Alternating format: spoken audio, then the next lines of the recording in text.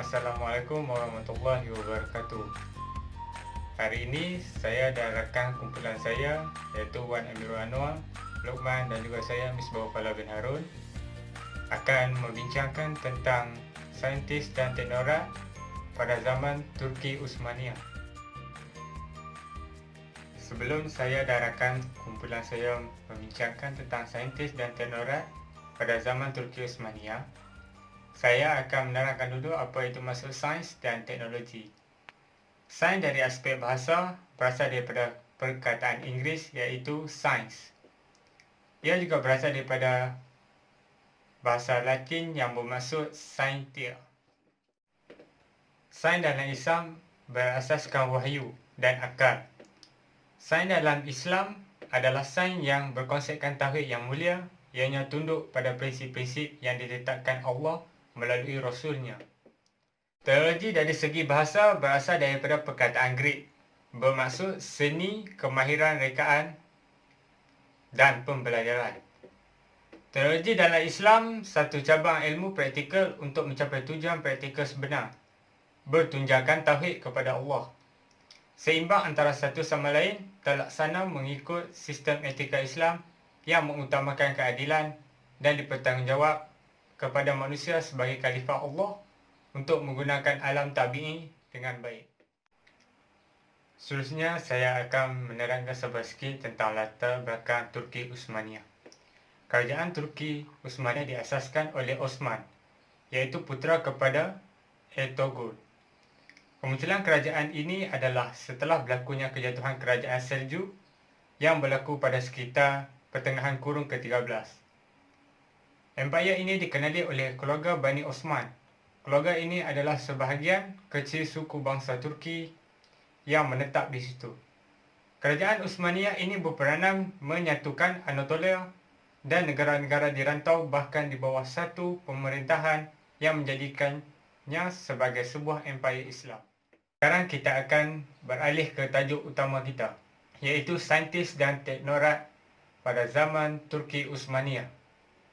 Antara saintis dan teknokrat yang pertama ialah Mimar Sinan.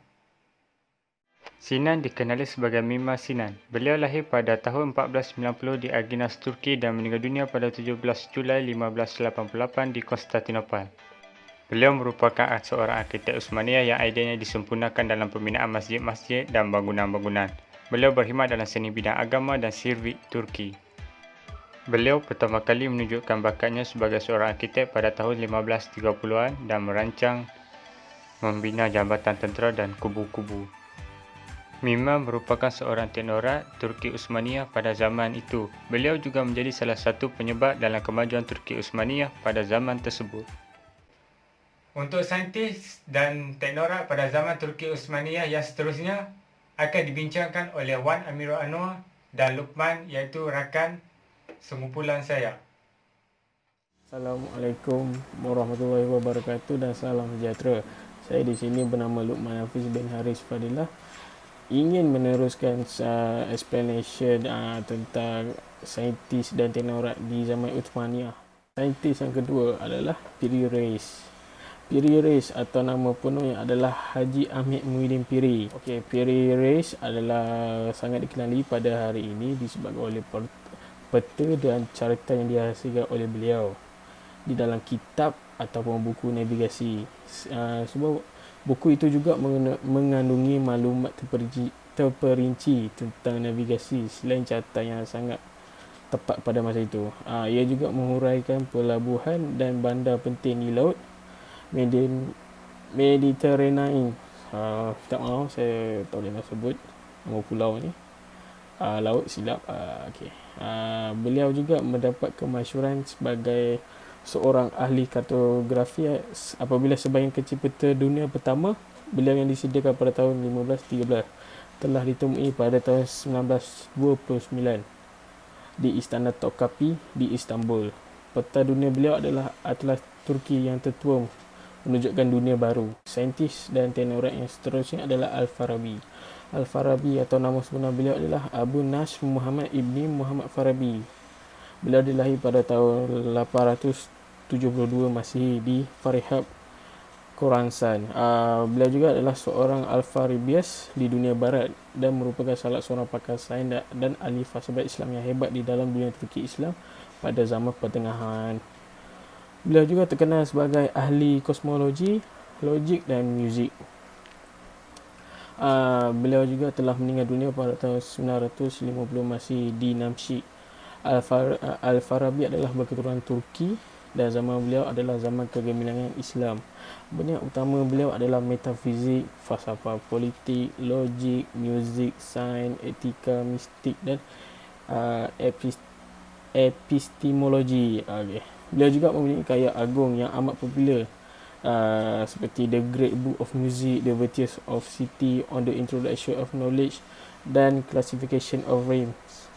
Dalam fasa kedua juga, beliau mengutarakan teori bagi memperkalaskan ilmu yang lebih tersusun dan mudah, ialah memperkelaskan kepada dua bidang besar, iaitu ilmu fardu ain dan ilmu fardu kifayah. Pecahan kelas ilmu sains tersebut dijelaskan dalam kelompok-kelompok classification disiplin ilmu secara jelas. Beliau juga memiliki hasil penulisan dan penyelidikan dalam semua klasifikasi ilmu yang disebut kecuali bidang ilmu fiqh. Assalamualaikum, nama saya Wan Amirul Anwar Abdul Sabri dan saya akan sambung daripada Luqman tentang saintis dan teknokrat zaman Turki Utsmaniyah, dan saya akan juga mengakhiri video ini dengan kesimpulan. Dan ahli saintis dan teknokrat zaman Turki Utsmaniyah yang kelima ialah Al-Zawahiri atau nama penuhnya Abu Qasim Kala Ibnu Al-Abbas Al-Zawahiri. Beliau merupakan pakar bedah terkemuka dunia Islam dan juga merupakan ahli perubatan kepada Raja Al-Hakam yang kedua dari Sepanyol. Karya Al-Zawahiri yang paling terkenal ialah Al-Tasrif. Al-Tasrif merupakan sebuah ensiklopedia setebal 30 volume yang meliputi beberapa bahagian termasuk pembedahan, perubatan, ortopedi, oftalmologi, farmakologi, nutrisi dan sebagainya. Riset mengenai pembedahan adalah amat meluas. Antara perbincangannya adalah mengenai pengkauterian, pembekaman, perbidanan, obstetrik, rawatan luka, kecederaan pada tulang dan pembedahan ke atas fetus mati yang pernah dijalankan oleh beliau. Seterusnya adalah fakta. Di sini saya terdapat 5 fakta. Fakta yang pertama adalah adab sistem pendidikan dan penyerapan intelektual kerajaan sebelumnya. Okey, di sini bermaksud daripada hasil peninggalan kerajaan sebelumnya dalam pengembangan sains dalam tabi'i Islam era Uthmaniyah adalah seperti pembedahan masuk warisan intelektual kerajaan Seljuk dan Bizantin. Semasa pemerintahan kerajaan Seljuk, kegemilangan bidang intelektual seperti bidang sains dan penulisan masih berterusan pada zaman kegemilangan dunia Islam sebelumnya. Ia terbukti dengan penambahan perpustakaan, madrasah dan hospital di seluruh wilayah kerajaan Seljuk seperti di Baghdad, Asafan, Kahirah, Aleppo, Konya atau Anatolia dan Malatya. Malahan terdapat ramai juga tokoh-tokoh sarjana yang berkecimpung dalam bidang sains tabi'i pada era ini seperti Abu Syab Al-Shirazi, Omar Khayyam, Al-Badi Al-Stulabi, Fakhr Aldi Al-Razi dan Syarah Al-Din Al-Tusi. Okey, fakta yang kedua adalah galakan dalam daripada pemerintahan. Pusat pendidikan pada era Uthmaniyah telah wujud sejak awal pemerintahan sekali lagi, sama ada institusi rasmi ataupun tidak rasmi. Ia bermula pada penurunan madrasah di Iznik semasa pemerintahan Sultan Orhan pada tahun 1331 Masih. Namun begitu, pengembangan bidang sains tabi'i Islam telah menyelah semasa pemerintahan Sultan Muhammad II dan anaknya Sultan Yazid II, iaitu pertengahan abad yang kedua.